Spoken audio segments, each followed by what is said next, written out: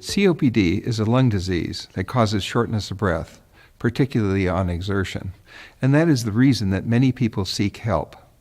It's chronic, progressive, with flare-ups. There's no cure, but all parts of the disease are treatable. You live with the disease, and what you do on a daily basis makes a big difference. You have a major role in this process, and your doctor is your partner in this venture. You can live an enjoyable life even with COPD, so be active and in control. So let's learn more about this disease, what to expect, and what you can do.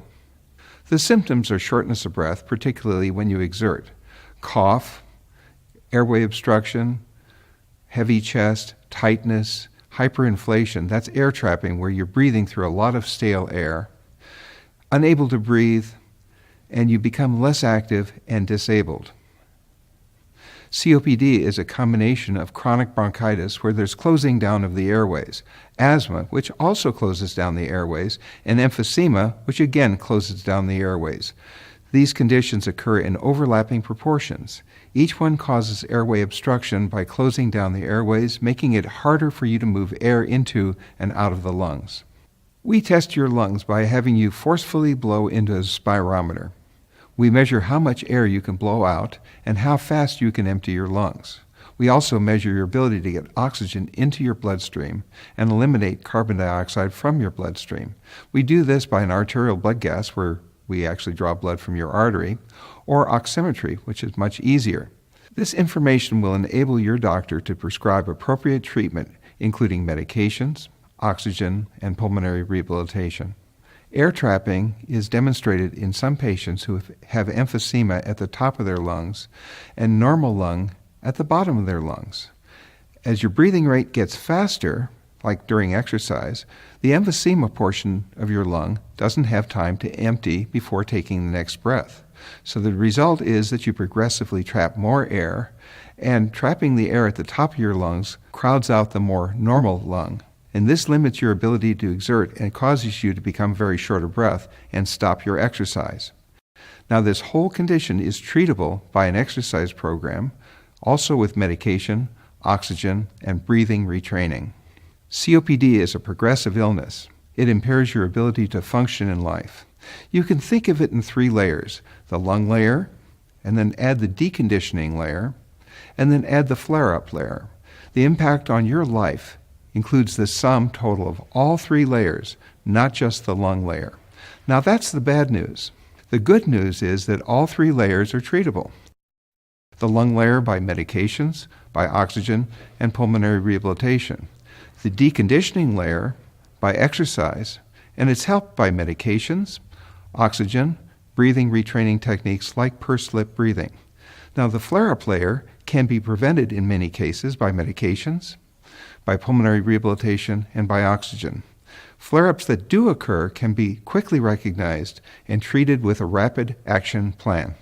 Here are your steps to becoming disabled. When you get short of breath on exerting, you respond by avoiding that exertion. For example, when you go upstairs and you get short of breath on trying to climb stairs, you avoid that kind of exertion. So then you retreat to not climbing stairs, but walking, say, a block. And even when you get short of breath on that, you avoid that exertion. You get short of breath on short walks, you avoid that exertion. You get short of breath on walking in the house, you avoid that exertion. You get short of breath on sitting up. If you avoid that exertion, then you're short of breath all the time, and you're fully disabled.